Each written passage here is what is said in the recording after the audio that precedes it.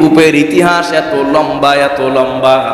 এখানে হযরতে নবী করিম সাল্লাল্লাহু আলাইহি ওয়াসাল্লামের পূর্বপুরুষ তার দাদা আব্দুল মুত্তালিব যখন এখানে চলে আসলেন, এই যে এখানে বনু জুরহুম গোত্র এখানে বসতি স্থাপন করলো। লম্বা সময় 400 থেকে 450 বছরের ইতিহাস। 450 বছর পরে বনু জুরহুম গোত্রের সাথে বনু খুজা গোত্রের যুদ্ধ হলো। এই যুদ্ধে বনু জুরহুম পরাজয় বরণ করলো। বনু জুরহুম মক্কা ছেড়ে অন্যত্র চলে গেল। বনু খুজাহা মক্কায় এসে আবার বসতি স্থাপন করলো। বনু জুরহুমের লোকেরা যখন মক্কা ছেড়ে যায়, ওই সময় তারা এই কূপটাকে তাদের কিছু স্বর্ণের অলংকার, তাদের কিছু যুদ্ধের অস্ত্র মানে তলোয়ার, লৌহ বর্ম দিয়া ভেতরে রেখে বালু দিয়ে ভরাট করে চলে যায়। এই কূপের আর কোনো অস্তিত্ব নাই। ঠিক 400 থেকে 450 বছর পরে নবীজি সাল্লাল্লাহু আলাইহি ওয়াসাল্লামের দাদা একদিন স্বপ্নযোগে দেখলেন আল্লাহ পাক রব্বুল আলামিন তাকে অর্ডার করতেছেন, আব্দুল মুত্তালিব রে, এই যে এখানেই তোমার তো এখানেই জমজম কূপ আছে, ওই জায়গার মধ্যে তুমি যাও, তোমার সন্তানকে সাথে নিয়া জমজম কূপটাকে আবার পুনরায় সংস্কার করো। সুবহানাল্লাহ। নবীজির দাদাকে আল্লাহ পাক স্বপ্নে দেখেন। সবাই জানে যে বাইতুল্লাহর আশপাশে কোথাও জমজম কূপ আছে, কিন্তু কোন জায়গায় এটা বিলীন হয়ে গেছে, মাটির নিচে পড়ে আছে। দীর্ঘদিনের ইতিহাস, কেউ সঠিক জায়গা চেনে না, এই কারণে সেটাকে আবার পুনরায় সংস্কার করতে পারে। খাজা আবু তালিব আব্দুল মুত্তালিব যখন স্বপ্নে দেখলেন, সাথে সাথে তার একমাত্র ছেলে হারিস, তার 10 জন ছেলে ছিল, তার প্রথম সন্তান ছিল হারিস। হারিসকে সাথে নিয়ে তিনি এই জমজম কূপ আবার দ্বিতীয়বার সংস্কার করার জন্য, পুনরায় সংস্কার করার জন্য ঠিক ওই জায়গায় গিয়ে হাজির হয়েছে। কিছু লোকজন ওখানে আড্ডা দিচ্ছিল বা বসেছিল, বলল যে তুমি এখানে কি করবা? বলল যে আল্লাহ পাক আমাকে স্বপ্নে দেখাইছেন যে এই জায়গায় জমজম কূপ আছে, আমি কূপ খনন করতে চাই। সবাই পাত্তা দিল না, গুরুত্ব দিল না, কিন্তু আব্দুল মুত্তালিব তার ছেলেকে সাথে নিয়ে মাটি খনন করা আরম্ভ করেছে। সাথে সাথেই অল্প কিছু মাটি খননের পরেই দেখলেন অনেকগুলো তলোয়ার, লৌহ বর্ম এবং 2টা স্বর্ণের হরিণ। আওয়াজ করে বলুন সুবহানাল্লাহ। মানে হরিণের মূর্তি বানানো স্বর্ণ দিয়ে। সিরাত ইবনে হিশামের মধ্যে এসেছে বিস্তারিত ঘটনা। নবী করিম সাল্লাল্লাহু আলাইহি ওয়াসাল্লামের দাদা যখন তলোয়ার পাইছেন, এরপরে আরো অনেক জিনিসপত্র পাইছেন, কূপের যে এরিয়া সেটাও তিনি পেয়ে গেছেন, তখন কুরাইশের লোকেরা এসে বাধা দিল যে জমজম কূপ খনন করা, সংস্কার করা, মানুষের জন্য পানির ব্যবস্থা করা, এটা তো একটা নিশ্চিত বড় সৌভাগ্যের কাজ, সওয়াবের কাজ। আর এই সৌভাগ্য তুমি একা অর্জন করবা, সেখানে আমরা অংশগ্রহণ করব না, এটা হতে পারে। অতএব এই কাজে আমাদেরকে শরীক করো, আমরাও এই কাজে অংশগ্রহণ করতে চাই। সুবহানাল্লাহ। প্রিয় মুসলমান ভাইয়েরা, আল্লাহ সুবহানাহু ওয়া তাআলা হযরত ইসমাঈল আলাইহিস সালাতু ওয়াস সালাম এখানেই থাকলেন। উদ্দেশ্য হলো, এই মূল উদ্দেশ্য হলো ইব্রাহিম আলাইহিস সালামকে দিয়ে 2টা ঘরই তিনি আবাদ করবেন। ওদিকে ফিলিস্তিন আবাদ হয়ে গেছে, এখন বাইতুল্লাহকে আবার আবাদ করতে হবে। এজন্য এখানে মানুষের বসবাসের জন্য সবার আগে পানি দরকার, সবার আগে এখানে বসতি স্থাপনের জন্য একটা পানির সুবিধা দরকার। আল্লাহ সুবহানাহু ওয়া তাআলা সেই পানির ব্যবস্থা করলেন। আর এই কূপের ইতিহাস এত লম্বা, এত লম্বা। এখানে হযরতে নবী করিম সাল্লাল্লাহু আলাইহি ওয়াসাল্লামের পূর্বপুরুষ তার দাদা আব্দুল মুত্তালিব যখন এখানে চলে আসলেন, এই যে এখানে বনু জুরহুম গোত্র এখানে বসতি স্থাপন করলো। লম্বা সময় 400 থেকে 450 বছরের ইতিহাস। 450 বছর পরে বনু জুরহুম গোত্রের সাথে বনু খুজা গোত্রের যুদ্ধ হলো। এই যুদ্ধে বনু জুরহুম পরাজয় বরণ করলো। বনু জুরহুম মক্কা ছেড়ে অন্যত্র চলে গেল। বনু খুজাহা মক্কায় এসে আবার বসতি স্থাপন করলো। বনু জুরহুমের লোকেরা যখন মক্কা ছেড়ে যায়, ওই সময় তারা এই কূপটাকে তাদের কিছু স্বর্ণের অলংকার, তাদের কিছু যুদ্ধের অস্ত্র মানে তলোয়ার, লৌহ বর্ম দিয়া ভেতরে রেখে বালু দিয়ে ভরাট করে চলে যায়। এই কূপের আর কোনো অস্তিত্ব নাই। ঠিক 400 থেকে 450 বছর পরে নবীজি সাল্লাল্লাহু আলাইহি ওয়াসাল্লামের দাদা একদিন স্বপ্ন যোগে দেখলেন আল্লাহ পাক রব্বুল আলামিন তাকে অর্ডার করতেছেন, আব্দুল মুত্তালিব রে, এই যে এখানেই তোমার তো এখানেই জমজম কূপ আছে, ওই জায়গার মধ্যে তুমি যাও, তোমার সন্তানকে সাথে নিয়া জমজম কূপটাকে আবার পুনরায় সংস্কার করো। সুবহানাল্লাহ। নবীজির দাদাকে আল্লাহ পাক স্বপ্নে দেখেন। সবাই জানে যে বাইতুল্লাহর আশপাশে কোথাও জমজম কূপ আছে, কিন্তু কোন জায়গায় এটা বিলীন হয়ে গেছে, মাটির নিচে পড়ে আছে। দীর্ঘদিনের ইতিহাস, কেউ সঠিক জায়গা চেনে না, এই কারণে সেটাকে আবার পুনরায় সংস্কার করতে পারে। খাজা আবু তালিব আব্দুল মুত্তালিব যখন স্বপ্নে দেখলেন, সাথে সাথে তার একমাত্র ছেলে হারিস, তার 10 জন ছেলে ছিল, তার প্রথম সন্তান ছিল হারিস। হারিসকে সাথে নিয়ে তিনি এই জমজম কূপ আবার দ্বিতীয়বার সংস্কার করার জন্য, পুনরায় সংস্কার করার জন্য ঠিক ওই জায়গায় গিয়ে হাজির হয়েছে। কিছু লোকজন ওখানে আড্ডা দিচ্ছিল বা বসেছিল, বলল যে তুমি এখানে কি করবা? বলল যে আল্লাহ পাক আমাকে স্বপ্নে দেখাইছেন যে এই জায়গায় জমজম কূপ আছে, আমি কূপ খনন করতে চাই। সবাই পাত্তা দিল না, গুরুত্ব দিল না, কিন্তু আব্দুল মুত্তালিব তার ছেলেকে সাথে নিয়ে মাটি খনন করা আরম্ভ করেছে।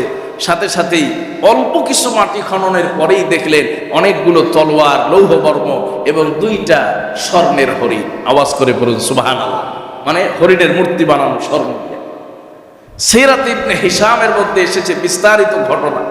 নবী করিম সাল্লাল্লাহু আলাইহি ওয়াসাল্লামের দাদা যখন তলোয়ার পাইছেন, এরপরে আরো অনেক জিনিসপত্র পাইছেন, কূপের যে এরিয়া সেটাও তিনি পেয়ে গেছেন, তখন কুরাইশের লোকেরা এসে বাধা দিল যে জমজম কূপ খনন করা, সংস্কার করা, মানুষের জন্য পানির ব্যবস্থা করা, এটা তো একটা নিশ্চিত বড় সৌভাগ্যের কাজ, সওয়াবের কাজ। আর এই সৌভাগ্য তুমি একা অর্জন করবা, সেখানে আমরা অংশগ্রহণ করবো না, এটা হতে পারে না। অতএব এই কাজে আমাদেরকে শরীক করো, আমরাও এই কাজে অংশগ্রহণ করতে চাই। সুবহানাল্লাহ। তারা ভালো কাজে অংশগ্রহণ করা এটাকে সৌভাগ্যের বিষয় নয়, নেক কাজে নিজেকে সম্পৃক্ত করা এটাকে তারা সৌভাগ্যের চাবিকাঠি মনে করত, গুরুত্বপূর্ণ মনে করত। খাজা আব্দুল মুত্তালিব বললেন যে না, এটা সম্ভব না, যেহেতু আল্লাহ পাক আমাকে নিজে অর্ডার করেছেন, জায়গা দেখিয়ে দিয়েছেন, এই সৌভাগ্য আর এই মেহনতটা আমি একাই করতে চাই, আর কাউকে সুযোগ দিতে চাই না। জোরে বলুন সুবহানাল্লাহ। আব্দুল মুত্তালিব বললেন না, তোমাদেরকে সুযোগ দেওয়ার কোনো কারণ নেই। কুরাইশের লোকেরা যখন বারবার তাকে বাধা প্রদান করলো, সিরাত ইবনে হিশামে 2টা বড় বড় ঘটনা এসেছে। একটা ঘটনার মধ্যে এসেছে, আব্দুল মুত্তালিব বললেন সিরিয়ায় একজন নারী আছে যিনি জ্যোতিষী, ওই জ্যোতিষীর কাছে আমরা যাব। তিনি যদি সিদ্ধান্ত দেন যে আসলে কূপ খনন করার জন্য আপনি আরবের কুরাইশের সব লোকজনকে নিয়ে খনন করবেন, তাহলে আমি করব। আর তিনি যদি সিদ্ধান্ত না দেন তাহলে আমি করব না। সবাই মিলে আবার সিরিয়ার দিকে রওনা হয়ে গেল। প্রতিমধ্যেই সবার কাছে যে পরিমাণ পানি ছিল, যে পরিমাণ খাবার ছিল, ওই পানি আর খাবারগুলো শেষ হয়ে গেল। মরুভূমিতে কেউ উটের উপরে, কেউ হেঁটে হেঁটে চলতেছেন, পানির পিপাসায় কাতর হয়ে গেছেন। এমন একটা অবস্থায় পানির কারণে, পানি পিপাসার কারণে মনে হয় প্রাণটা চলে যাবে, প্রাণ ওষ্ঠাগত হয়ে গেছে। আব্দুল মুত্তালিব বললেন দেখো, এই মরু অঞ্চলে কোথাও কোনো পানির ব্যবস্থা নাই, মনে হয় অবস্থাটা এমন হবে আমরা মরে গেলেও এখানে আমাদের কবর দেওয়ার মতো কোনো লোক পাওয়া যাবে না। এমন একটা দুরূহ অবস্থা, পরিবেশ পরিস্থিতি তৈরি হয়ে গেছে। কিছুক্ষণ বিশ্রাম করলেন, অবস্থান করলেন। কিতাবের মধ্যে লেখে এমনকি প্রত্যেকেই নিজের জন্য নিজে কবর খনন করেছেন, কারণ আমি যদি মারা যাই কবর দেওয়ার লোক পাওয়া যাবে না। যদি প্রাণ থাকতেই কবরের মধ্যে ঢুলে পড়ে যাব, যেন কবরটা হয়ে যায়। আব্দুল মুত্তালিব এই চিন্তা ভাবনা করে অনেকেই কবর খনন করা শেষ করেছেন। আব্দুল মুত্তালিবের উটটা বসা ছিল। আব্দুল মুত্তালিব উটটাকে একটু ধাক্কা দিলেন উটটাকে দাঁড় করানোর জন্য। উটটা যখনই খাদারায় দাঁড়িয়ে গেল, সঙ্গে সঙ্গে উটের পায়ের নিচ থেকে আবার পানি শুরু হয়ে যায়। সুবহানাল্লাহ। একদম শুকনো মরুভূমি, যেখানে পানির অভাবে প্রাণ ওষ্ঠাগত, মানুষ মরে যাবে, সেখানে এই বালুর মধ্যে উটের পায়ের নিচ থেকে আবার পানি উত্তোলন হওয়া, উৎসারিত হওয়া আরম্ভ হয়ে গেছে। সুবহানাল্লাহ। তখন সবাই আবার সেখানে পানি পান। পানি পান করার পরে সিদ্ধান্ত নিল যে না, আর সিরিয়ায় জ্যোতিষীর কাছে যাওয়ার দরকার নাই। এই কূপ খননের অধিকার যে একমাত্র আল্লাহ পাক আপনাকে দিয়েছেন আর আপনার সন্তানকে দিয়েছেন, এ ব্যাপারে আমাদের আর কোনো প্রশ্ন নাই। আওয়াজ করে পড়ুন সুবহানাল্লাহ। সিরাত ইবনে হিশামে আরেকটি উল্লেখযোগ্য ঘটনা এসেছে যে তারা আপনার জ্যোতিষীর কাছে গিয়েছে। যাওয়ার পরে হযরতে খাজা আব্দুল মুত্তালিব তিনি মান্নত করেছেন যে আল্লাহ পাক যদি আমাকে 10 জন সন্তান দেন তাহলে আমি একজন সন্তানকে আল্লাহর জন্য কোরবানি করে দিব। আওয়াজ করে বলুন সুবহানাল্লাহ। সবার ছোট ছেলে ছিলেন নবীজি সাল্লাল্লাহু আলাইহি সাল্লামের বাবা জনাব আব্দুল। ঘটনাক্রমে লম্বা ঘটনাক্রমে তাকেই জবাই করার জন্য লটারিতে তার নাম এসেছে। 10 সন্তানের কাকে জবাই করবে? মান্নত তো পুরা করতে হবে। লটারিতে নাম উঠেছে আব্দুল্লাহ। বারবার লটারি করার পরে আব্দুল্লাহর নাম উঠে।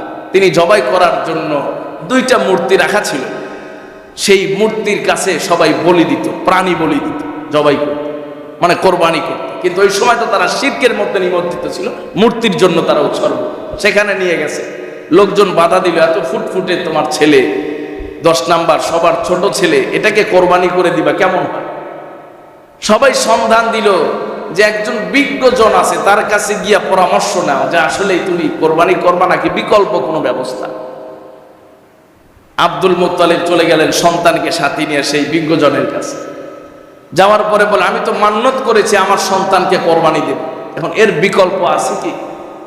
তখন বললেন বিকল্প আছে, একটা প্রাণের মোকাবেলায় মুক্তিপণ হিসাবে আল্লাহর জন্য 10টি উট তুমি কোরবান করে দিবা। সুবহানাল্লাহ। আর লটারি করবা, এক পাশে তোমার ছেলের নাম, আরেক পাশে কোরবানির জন্য উটের নাম। যদি তোমার ছেলের নাম না ওঠে তাহলে উটের নাম উঠলেই তুমি উট জবাই করে দিবা। আব্দুল মুত্তালিব 10টা উট এক পাশে রাখলেন, ছেলেকে আরেক পাশে রাখলেন, লটারি করলেন, আবার আব্দুল্লাহর নাম চলে আসে। আরো 10টা রাখলেন, আবার আব্দুল্লাহর নাম চলে আসে। আরো 10টা রাখলেন, আবার আব্দুল্লাহর নাম চলে আসে। এভাবে রাখতে রাখতে 10 বার 10টি করে উট একদিকে রাখছেন আর সন্তানের নাম আরেক দিকে রেখে লটারি করেছেন। 9 বার আব্দুল্লাহর নাম এসেছে, 10ম বারই গিয়া উটের কথা এসেছে। আল্লাহু আকবার। আব্দুল মুত্তালিব তখন 100 উট কোরবানি করে দিয়েছিলেন নিজের ছেলের প্রাণের ফিদিয়া বা মুক্তিপণ হিসাবে। আওয়াজ করে বলুন সুবহানাল্লাহ। এরপরেও আরো 3 বার লটারি করেছেন, না জানি আবার মান্নত আদায় করা, আমার যে নজর ছিল সেই নজর আদায় করা ঠিক হয় কি? নবী করিম সাল্লাল্লাহু আলাইহি ওয়াসাল্লামের দাদা আব্দুল মুত্তালিব এই জমজম পুনরায় সংস্কার করেন। সেখান থেকে মানুষের পানি পান করার ব্যবস্থা, পানি পান করার জন্য আবার এই ধারা শুরু হয়ে যায়। সম্মানিত ভাইয়েরা, তো যে কথাটি আমরা আলোচনা করছিলাম যে হযরত ইব্রাহিম আলাইহিস সালাতু ওয়াস সালামকে আল্লাহ পাক রব্বুল আলামিন এভাবে পরীক্ষা নিয়ে এমন এক পুরস্কার দিয়েছেন, শত সহস্র বছর মাটির নিচে সেটা চেপে থাকার পরেও, সেটা আপনার গোপন থাকার পরেও আল্লাহ পাক স্বপ্নযোগে আব্দুল মুত্তালিবকে দেখিয়ে আবার সেই কূপটাকে মানুষের জন্য উন্মুক্ত করে দিয়েছেন। সুবহানাল্লাহ। বান্দা যখনই পরীক্ষায় পড়ে যায়, হায় হতাশ, জাজা ফাজা না করে যদি আল্লাহর রজ্জুকে ধারণ করতে পারে, আল্লাহ পাক তাকে সেবা পুরস্কৃত করেন। সুবহানাল্লাহ। হযরত ইসমাঈল আলাইহিস সালাতু ওয়াস সালাম যখন 10-12 বছর বয়সে উপনীত, হযরত ইব্রাহিম আলাইহিস সালাতু ওয়াস সালামের কাছে আল্লাহ পাক রব্বুল আলামিন পরীক্ষা করলেন। আবার একটা গুরুত্বপূর্ণ পরীক্ষার জন্য আদেশ করলেন। আল্লাহ পাক রব্বুল আলামিন পবিত্র কোরআনুল কারীমে জানিয়েছেন, ফালাম্মা বালাগা মা'হুস সা'য়া ক্বালা ইয়া বুনাইয়া ইন্নী আরা ফিল মানামি আন্নী আযবাহুকা ফানজুর মাযা তারা ক্বালা ইয়া أبت فعل ما تؤمر ستجدني إن شاء الله من الصابرين। আল্লাহ পাক আদেশ করলেন, ইব্রাহিম তোমাকে এতদিন যে সন্তানটাকে আমি দিয়েছি, 10-12 বছর বয়স হয়ে গিয়েছে, আল্লাহ পাক জানিয়েছেন, যখন সন্তানটা বাবার সাথে মসজিদে যায়, বিভিন্ন জায়গায় যায়, এমন বয়স উপনীত হয়েছেন, আল্লাহ পাক বললেন, মানে স্বপ্ন যোগে দেখালেন সন্তানকে কোরবানি করে দিতে হবে। যেমন বাবা তেমন সন্তান। সন্তানকে জিজ্ঞেস করলেন, ইন্নী আরা ফিল মানামি আন্নী আযবাহুকা ফানজুর মাযা তারা। বৎস, আমি স্বপ্নে দেখলাম তোমাকে আমি জবাই করছি, এ ব্যাপারে তোমার মন্তব্য কি? হযরত ইব্রাহিম আলাইহিস সালাতু ওয়াস সালাম বললেন, বাবা, আপনি স্বপ্নে যা দেখেছেন সেটাই আপনি বাস্তবায়ন করুন। সুবহানাল্লাহ। ইফআল মা তুমার, আপনাকে আল্লাহ যা আদেশ করেছেন সেটাই বাস্তবায়ন করুন। সুবহানাল্লাহ। মুফাসসিরিনে কেরাম বলেছেন, এত ছোট মানুষের এই বুদ্ধি কিভাবে হলো? এখনো অপ্রাপ্ত বয়স। উনি অপ্রাপ্ত বয়স্ক হলেও তিনি তো নবী হবে। নবিয়্যুন ওয়ালাউ কানা সাবী।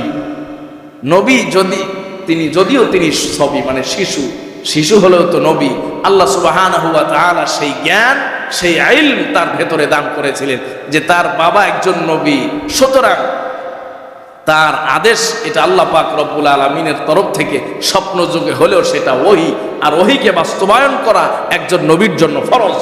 এজন্য আমি আমার বাবাকে আল্লাহ প্রদত্ত আদেশ পালনে কোনো সময় ব্যত্যয় ঘটতে দিব না, বরং আমি রাজি হয়ে গেলাম, আমাকে আপনি ধৈর্যশীলদের অন্তর্ভুক্ত পাবেন। সুবহানাল্লাহ। এখান থেকে ওলামায়ে কেরাম বলেছেন, বিষয় উদ্ঘাটন করেছেন যে সন্তানদের জন্য বাবাকে এভাবেই শ্রদ্ধা করা উচিত। যেমন হযরত ইসমাঈল আলাইহিস সালাম, ইব্রাহিম আলাইহিস সালাতু ওয়াস সালাম যখন কোরবানির সিদ্ধান্ত এসেছে, এরপরেও দ্বিমত করেন নাই, বলছেন আপনার আল্লাহ আপনাকে যা আদেশ করেছেন আপনি সেই আদেশ পালন করেন। সুবহানাল্লাহ। মানে সন্তানের জন্য বাবাকে এভাবেই মান্য করা উচিত, সন্তানের বাবার আদেশটাকে এভাবেই মান্য করা উচিত যেভাবে হযরত ইসমাঈল আলাইহিস সালাম বাবার বিষয়টিকে মান্য করেছিলেন। প্রিয় মুসলমান ভাইয়ারা আমার, পরীক্ষার একটা পর্যায়ে হযরত ইব্রাহিম আলাইহিস সালাতু ওয়াস সালাম নিজের সন্তানকে কোরবানি দেওয়ার জন্য উদ্যত হয়ে গেলেন, জবাই করার জন্য উদ্যত হয়ে গেলেন। হযরত ইসমাঈল আলাইহিস সালাতু ওয়াস সালামকে নিয়ে গেলেন মাসবাহের মধ্যে, যেখানে মানুষ কোরবানির গরু জবাই দেয়, পশু জবাই দেয়।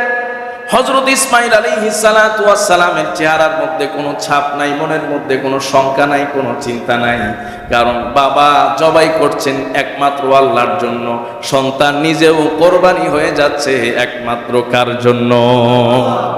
আল্লাহর জন্য। যদি বান্দা জান কোরবান করে দেয়, এরপরেও বান্দার কোনো আফসোস থাকে না। যিনি জবাই করবেন তিনিও আল্লাহর জন্য, যিনি জবাই হয়ে যাবেন তিনিও আল্লাহর জন্য। সুবহানাল্লাহ। দুইজনেই চলে যাচ্ছেন। শয়তান মাঝখান থেকে ইসমাঈল আলাইহিস সালামকে একটু মানে বিব্রত করার জন্য, বিভ্রান্ত করার জন্য চেষ্টা করতেছে। শয়তান কানে কানে বলে, তুমি যাচ্ছ, তোমাকে নিয়ে যাওয়া হচ্ছে, তোমাকে জবাই করা। শয়তান বারবার যখন ওয়াসওয়াসা দিচ্ছে, হযরত ইসমাঈল আলাইহিস সালাতু ওয়াস সালাম পায়ের নিচের পাথর নিয়ে শয়তানকে নিক্ষেপ করেছিলেন। সুবহানাল্লাহ। যে আল্লাহর আদেশ পালনে তুমি বাধা দিচ্ছ, বিতাড়িত শয়তানকে দূর করার জন্য যে প্রক্রিয়া অবলম্বন করেছিলেন, আল্লাহ সুবহানাহু ওয়া তাআলার কাছে এত বেশি পছন্দ, এত বেশি ভালো লেগেছে, পুরা পৃথিবীর সমস্ত মুসলিম উম্মার জন্য হজের গুরুত্বপূর্ণ একটি বিধান সাব্যস্ত করেছেন, শয়তানকে পাথর মারা। কথা বলুন ঠিক কিনা? এই জন্য হজের সমস্ত আমলে হযরত ইব্রাহিম এবং হযরত ইসমাঈল আলাইহিস সালাতু ওয়াস সালামের স্মৃতি আছে না? এই যে বাপ বেটা, পিতা পুত্রের স্মৃতি বিজড়িত হজের সমস্ত আমল। হযরত ইব্রাহিম আলাইহিস সালাতু ওয়াস সালাম নিয়ে গেলেন, সন্তানও গেলেন, এরপরে জবাই কার্যক্রম শুরু হয়ে যাবে। এরপরে কোরআনের ভাষ্য মতে, ফালাম্মা আসলামা ওয়া তাল্লাহু লিল জাবিন ওয়া নাদাইনাহু আইয়া ইব্রাহিম কদ সাদ্দাকাতার রুইয়া। যখনই তার সন্তানকে, ইব্রাহিম আলাইহিস সালাম সন্তানকে আপনার জবাই করার জন্য শোয়া ফেলছে, ছুরি সামনে এখন জবাই করবে, আল্লাহ পাক বলেন, কদ সাদ্দাকাতার রুইয়া, হে আমার পয়গম্বর, আপনি তো আপনার স্বপ্নে আদিষ্ট বিষয়কে বাস্তবায়ন করেছেন, আর জবাই করার প্রয়োজন নাই। আল্লাহ পাক রব্বুল আলামিন একটা দুম্বা পাঠায় দিলেন। সুবহানাল্লাহ। তালবিয়া, ইমানদারদের জন্য তালবিয়া পাঠ করা, ইমানদারদের জন্য তালবিয়া পাঠ করা। এই যে জিলহজ মাসের 9 তারিখ ফজর থেকে নিয়ে 13 তারিখ আসর পর্যন্ত 23 ওয়াক্ত নামাজে আল্লাহু আকবার, আল্লাহু আকবার, লা ইলাহা ইল্লাল্লাহু, আল্লাহু আকবার, আল্লাহু আকবার, আল্লাহু আকবার ওয়ালিল্লাহিল হামদ, এই যে তাকবীরে তাশরীক, এই যে তাকবীরে তাশরীক, এটি পাঠ করা হযরত ইব্রাহিম, ইসমাঈল আলাইহিস সালাতু ওয়াস সালাম, হযরত জিবরিল আলাইহিস সালাতু ওয়াস সালাম এবং সমুদায় মাখলুকের স্মৃতি বিজড়িত এক তালবিয়া, এক তাশরীক, এক তাকবীর আল্লাহ সুবহানাহু ওয়া তাআলার হাবিব মুসলিম উম্মার জন্য একটি ওয়াজিব বিধান করে দিয়েছেন। সুবহানাল্লাহ। হযরত ইব্রাহিম আলাইহিস সালাতু ওয়াস সালাম যখন সন্তানের গলায় ছুরি চালাচ্ছিলেন, আল্লাহু আকবার, ফেরেশতাকুল দেখতেছিলেন যে কি ব্যাপার, এই যে এতদিনের অপেক্ষার পরে সন্তান আল্লাহ দিলেন, এই তো জবাই হয়ে যাবে। তারা আশ্চর্য হয়ে আল্লাহু আকবার করছে। হযরত ইব্রাহিম আলাইহিস সালাতু ওয়াস সালাম চোখ খুলে দেখলেন সন্তান জবাই হয় নাই, দুম্বা জবাই হয়ে গেছে। আলহামদুলিল্লাহ, সুবহানাল্লাহ। পরে সম্মানিত ভাইয়েরা, হযরত ইব্রাহিম এবং হযরত ইসমাঈল আলাইহিস সালাতু ওয়াস সালামের স্মৃতি বিজড়িত হজের সমস্ত বিধান, হজের সব কিছু। হযরত ইব্রাহিম আলাইহিস সালাতু ওয়াস সালামকে আল্লাহ পাক রব্বুল আলামিন আদেশ করলেন সন্তান জবাই করে দাও। তিনি কুণ্ঠাবোধ করেন নাই, কোনো তাবিল করেন নাই, ব্যাখ্যা বিশ্লেষণ করেন নাই। অনেক জায়গায় অনেক ঘটনা লেখা হয়েছে যে তিনি সন্তান জবাই না করে আগে উট জবাই করছেন, এরপরে সদাকা করছেন। জি না, এই মানুষকে আল্লাহ পাক রব্বুল আলামিন এতদিন পরীক্ষা নিয়ে আসতেছেন, এই জায়গায় তিনি পরীক্ষা থেকে বাঁচার জন্য এরকম কৌশল করবেন, এটা হযরত ইব্রাহিম আলাইহিস সালামের শানের সাথে কখনোই সামঞ্জস্যপূর্ণ নয়। কথা বলুন ঠিক কিনা? হযরত ইব্রাহিম আলাইহিস সালাতু ওয়াস সালামকে এভাবে আল্লাহ পাক রব্বুল আলামিন পরীক্ষা করেছেন। এই পরীক্ষার পরেই আল্লাহ পাক বলেছিলেন যে আমি আপনাকে ইমাম বানাবো, নেতা বানাবো, আমি আপনাকে মানুষের আদর্শ বানাবো, উসওয়া বানাবো। সমস্ত পরীক্ষায় যখন তিনি উত্তীর্ণ হলেন, সর্বশেষ হযরত ইব্রাহিম আলাইহিস সালামকে আল্লাহ পাক আরেকটি পরীক্ষা করলেন যে এখন সব আবাদ হয়ে গেছে, পানির ব্যবস্থা হয়ে গেছে, মানুষজন এখানে চলে এসেছে, এখন এখানে তো তোমার একা থাকলেই হবে না, তোমার পরিবার থাকলেই হবে না। আল্লাহ সুবহানাহু ওয়া তাআলার আরো যত বান্দা আছে সবাইকে বাইতুল্লাহ আসার আহ্বান করো। পবিত্র কোরআনে আল্লাহ বলছেন ওয়াআদ্দিন ফিন নাস বিল হাজ্জি ইয়াতুকা রিজালান ওয়া আলা কুল্লি দামির ইয়াতিনা মিন কুল্লি ফাজ্জিন আমিন। আযান দিয়া দাও। হযরত ইব্রাহিম আলাইহিস সালাতু ওয়াস সালাম জাবাল আবি কুবাইস নামক পাহাড়ের উপরে উঠলেন হজের আযান দেওয়ার জন্য। সুবহানাল্লাহ। হযরত ইব্রাহিম আলাইহিস সালাম পাহাড়ে উঠলেন। পাহাড়ে ওঠার পরে মাথার মধ্যে একটাই চিন্তা, এই যে মরু অঞ্চলে মানুষ নাই, জন নাই, আমি যদি হজের আযান দেই, এলান দেই, কে শুনবে? আমার আযান শুনে কে আসবে? আমার ঘোষণা শুনে কে আসবে? আল্লাহ পাক রব্বুল আলামিন জানিয়ে দিলেন, পয়গম্বর, এই ঘোষণা তো কেবলমাত্র আপনি আপনার রবের আদেশটাকে পালন করবে, এতটুকুই আপনার দায়িত্ব। বাকি এই হজের ঘোষণাটাকে, এলানটাকে আমি আল্লাহ পৃথিবীর সব মানুষের কর্ণকুহরে পৌঁছে দিব। সুবহানাল্লাহ। হযরত ইব্রাহিম আলাইহিস সালাম পাহাড় থেকে ঘোষণা দিলেন, হজের জন্য এলান করলেন, আযান দিলেন। আল্লাহ সুবহানাহু ওয়া তাআলা সেই হজের এলান, সেই আওয়াজ তাফসীরের কিতাবের মধ্যে এসেছে, তাফসীরে কুরতুবীতে এসেছে যে এই ঘোষণা শুধুমাত্র ওই সময়ের জীবিত মানুষগুলো নয়, ওই সময় আলমে আরওয়াহে যত রূহ ছিল, যত প্রাণ ছিল, সমস্ত রূহের মধ্যেও আল্লাহ পাক এই আওয়াজকে পৌঁছে দিয়েছেন। সুবহানাল্লাহ। যারা সেই আওয়াজে লাব্বাইক বলেছে, লাব্বাইক আল্লাহুম্মা লাব্বাইক, লাব্বাইক লা শারীকা লাক লাব্বাইক, ইন্নাল হামদা ওয়ান নি'মাতা লাকা ওয়াল মুলক লা শারীকা লাক, যারাই লাব্বাইক, লাব্বাইক মানে হাজির, আমি উপস্থিত। আমরা মাদ্রাসায় হাজিরা ডাক ছাত্রদের, ছাত্ররা বলে লাব্বাইক, স্কুলে বলে প্রেজেন্টেশন, না উপস্থিত, হয়তো ইংরেজিতে বলে, বাংলায় বলে। মাদ্রাসায় আমাদের নিয়ম হলো লাব্বাইক, লাব্বাইক মানে হাজির, আমি উপস্থিত। সম্মানিত ভাইয়েরা, হযরতে ইব্রাহিম আলাইহিস সালাতু ওয়াস সালামের সেই স্মৃতি বিজড়িত তালবিয়া লাব্বাইক, কি জন্য বলছিলাম?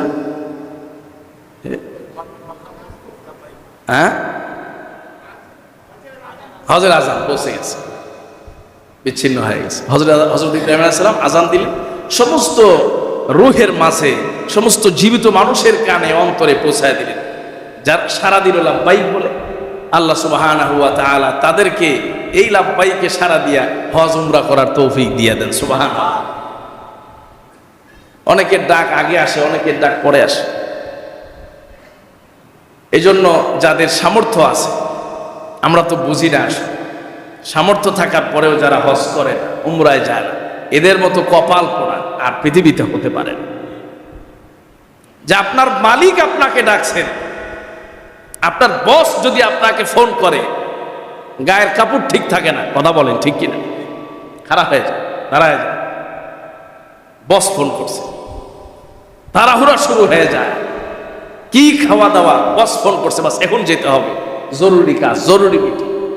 আর যেখানে আপনার আল্লাহ আপনাকে ডাক দিয়েছে, যেখানে আপনার রব আপনাকে ডেকেছেন, আর আপনার সামর্থ্য থাকার পরে আপনি সাড়া দেন,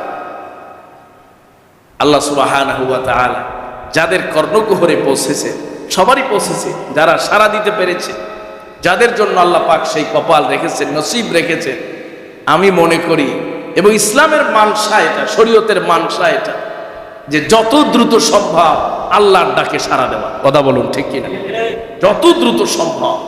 তারপর মালিক আপনাকে ডাকছে। সম্মানিত ভাইয়া, হজের বিধান গুরুত্বপূর্ণ বিধান, হজের সওয়াব অনেক বেশি সওয়াব।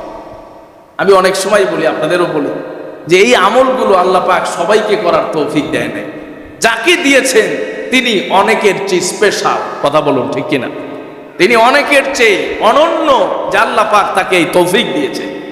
তিনি কিভাবে দেরি করে, কিভাবে এখানে বিলম্ব করা সম্ভব, কি এক ধোকা, কয় ছেলে বিয়ে করাইলাম না, মেয়ে বিয়ে করাইলাম না, ব্যবসা বাণিজ্য গুছাইলাম না, বাড়ির কাজ শেষ হইল না।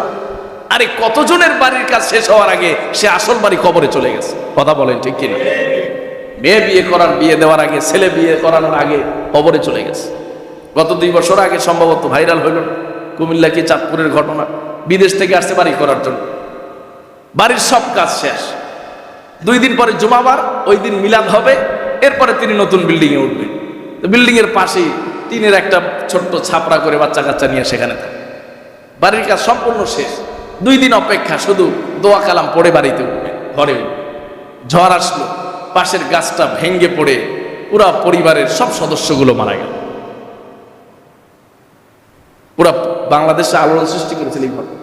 তো এরকম কতজনের নিজের বাড়ির কাজ শেষ হওয়ার আগে, দুনিয়ার বাড়ির কাজ শেষ হওয়ার আগে কবরের বাড়িতে চলে গেল। সম্মানিত ভাই, এগুলো ধোঁকা।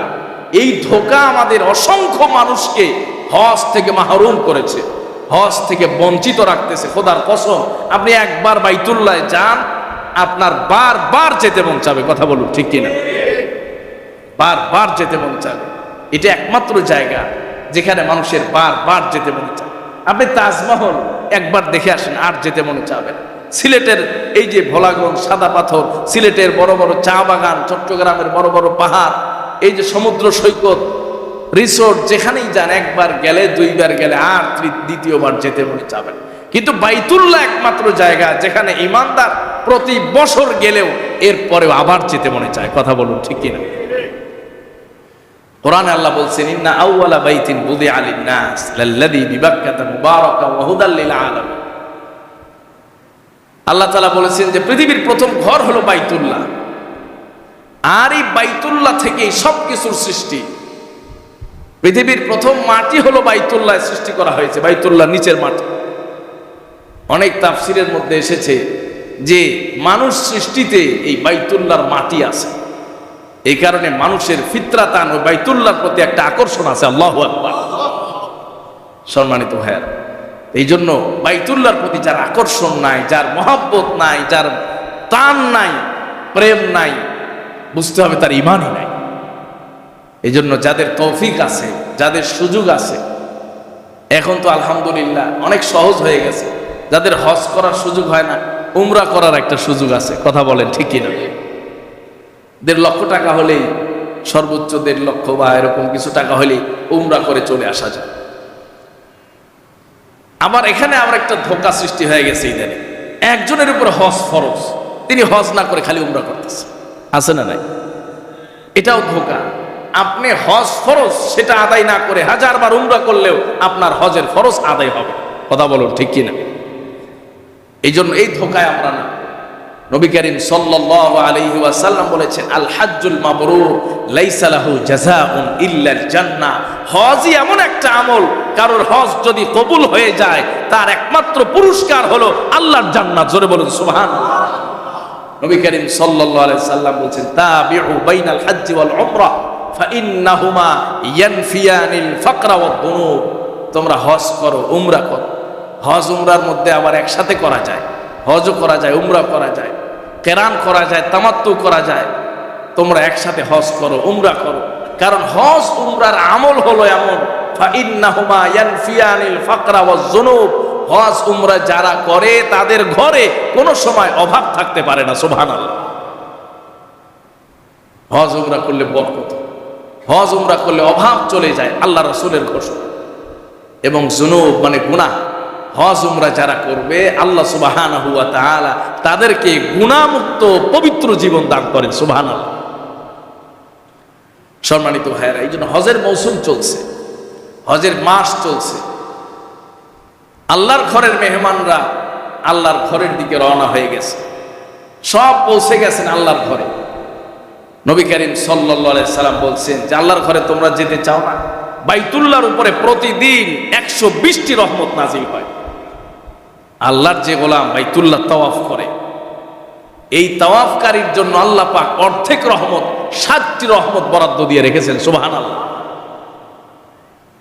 আর যে ব্যক্তি বাইতুল্লাহর সামনে থাকে তার জন্য 40টি, আর যে দূরেও থাকে কিন্তু বাইতুল্লাহর দিকে ফিরায় নামাজ পড়ে, সেও 20টি রহমত প্রতিদিন আল্লাহর কাছ থেকে পেতে থাকে। সুবহানাল্লাহ। আল্লাহর হাবিব সাল্লাল্লাহু আলাইহি ওয়াসাল্লাম বলেছেন, তোমরা হজ করো, উমরা করো।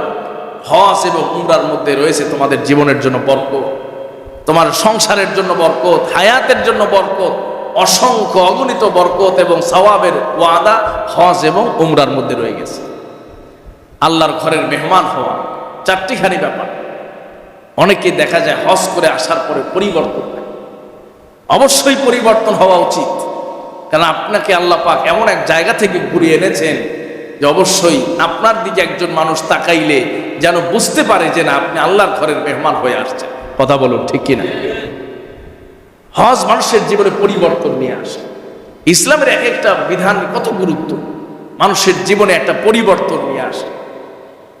এই জন্য হজ করলে অনেক সময় দেখবেন মানুষ বুজুর্গ হয়ে যায়, মানুষ নামাজি হয়ে যায়, মানুষ দ্বীনের পথে চলে আসে, মানুষ আল্লাহকে ডাকা শুরু করে দেয়, মানুষ অনেক কিছু ছেড়ে দিয়ে আল্লাহকে নতুন করে আবার পাওয়ার জন্য মানুষ উদ্গ্রীব হয়ে যায়, মানুষ চেষ্টা করতে থাকে। কথা বলুন, ঠিক কিনা?